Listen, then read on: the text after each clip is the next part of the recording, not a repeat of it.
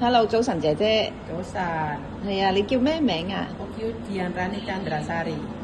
叫你 Sari 好唔好啊？好。Sari 啊，你介紹下自己啊。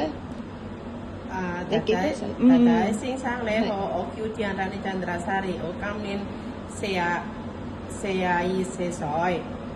44定42啊42。42歲。係，我結咗婚，我未有仔女，我係會教。我以前係香港照顧兩個小朋友，1歲同5歲。而家我唔記得。唔記得，繼續講啦。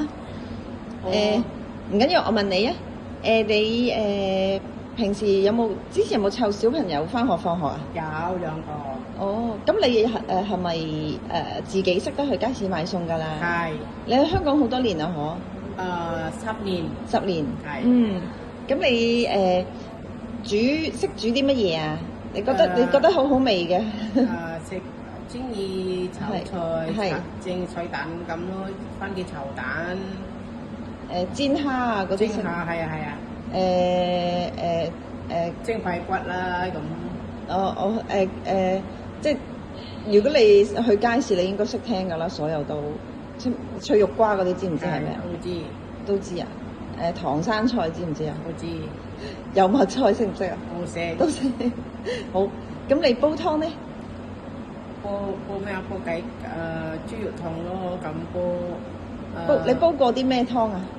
我啲平時我先生弟弟有冇啲番茄豬仔湯嗰啲魚咯，魚湯。或者豬肉嗰啲咁。咁你如果照顧公公婆婆得唔得啊？可以嘅。